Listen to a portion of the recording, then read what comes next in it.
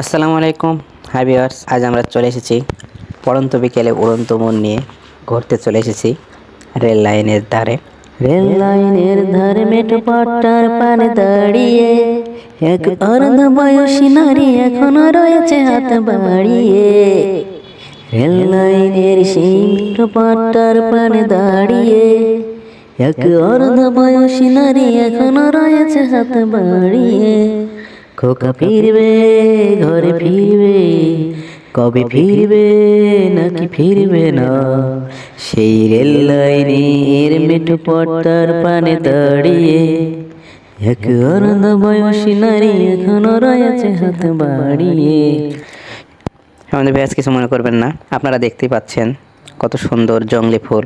এইসব জংলি ফুল কিন্তু বিষাক্ত ফুল না। এইসব ফুল থেকে মৌমাছি মধু আহরণ করে এবং মৌচাক তৈরি করে, সেখান থেকে মধু সংগ্রহ করে কিন্তু আমরা খাই। আমরা কি মারা যায় না, কিন্তু ওই যে জংলি ফুল তো এই জন্য এর প্রতি ভালোবাসা একটু কম, এর প্রতি ভালোবাসা নেই। যারা প্রকৃত প্রেমী তারাই বুঝবেন এর ব্যাপারটা।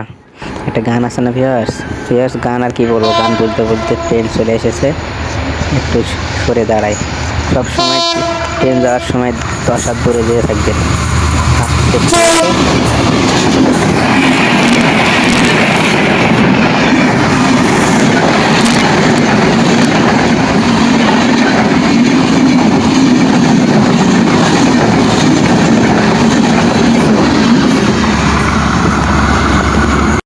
বাবা রে বাবা, গেল।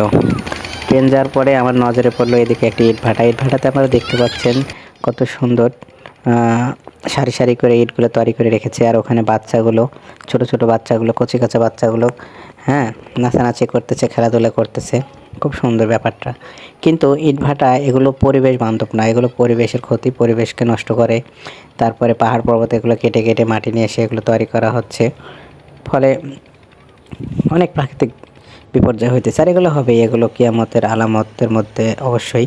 যখন একটি ঘর বাড়িও বাকি থাকবে না যে পোড়া মাটিতে তৈরি নয়, মানে পৃথিবীতে সমস্ত ঘর বাড়ি যখন পোড়া মাটি দিয়ে তৈরি হয়ে যাবে, পোড়া মাটি মানে হচ্ছে ইট, ঠিক আছে, তখন আল্লাহ আর পৃথিবীটাকে রাখবেন না, ধ্বংস করে দেবেন। যাক ভিউয়ার্স, আধ্যাত্মিক জগতে না যায়, আপনারা দেখতে পাচ্ছেন যে এখানে পাওয়ার টিলার দিয়ে কৃষক হাল বোয়াচ্ছে। আর এই পাশে দেখা যাচ্ছে যে নৌকা রাখছে, নৌকা দেখতে পাচ্ছেন, কত সুন্দর নৌকা রেল লাইন ধরে হেঁটে চলেছে। আর পাশে আরও নৌকা রয়েছে, আপনারা দেখতেই পাচ্ছেন, আরও নৌকা রয়েছে। সব কিছু মিলে পরিবেশটা মন্দ নয়। শহর থেকে হালকা দূরে, শহরের কোলাহল ছেড়ে একটু গ্রাম্য পরিবেশে ঘুরতে অবশ্যই ভালো লাগে। দেখুন কতগুলো নৌকা, 1 2 3 সারি সারি বাঁধা রয়েছে। তো যারা প্রকৃত প্রেমী তারা অবশ্যই আসবেন এইসব এলাকায়। আপনাদের আশেপাশের এলাকাগুলোতে আপনারা ঘোরাফেরা করবেন, দেখবেন ভালো লাগবে। মাটির মানুষ, মাটির কাছাকাছি যান, ভালো লাগবে। আর এটা হচ্ছে রেল ক্রসিংয়ের জায়গা, গাড়ি পারাপার আর কি, গাড়িগুলো বিভিন্ন গাড়ি ঘোড়া ক্রস করার জন্য এই রেল লাইনের উপর দিয়ে আর কি রাস্তা দেওয়া হয়েছে। তো এই জায়গাগুলোতে অবশ্যই আপনারা নিজ দায়িত্বে দেখে শুনে পারবেন, কারণ এগুলোতে কোনো কিছুই দেওয়া নেই, কোনো লোক রাখা নেই, কিছু নেই। সব কিছু মিলে দেখতে পাচ্ছেন এই রাস্তাতে রাখা রয়েছে শোলা। শাড়ি খান পয়রা কন্যা চলেছ কোথায়, রেশমি চুল উড়ো উড়ো দক্ষিণা হাওয়াই, মনটাই আমার শুধু তোমার ভালোবাসা চাই, কন্যা তুমিও কি। যাক ভিউয়ার্স, ওদিকে যাচ্ছে না, এই রেল লাইনের রাস্তা ধরে আমরা চলে এসেছি। এখন আমরা চলে যাব এই রাস্তাটি ধরে, দেখা যাক কত দূর যাওয়া যায়। চলুন।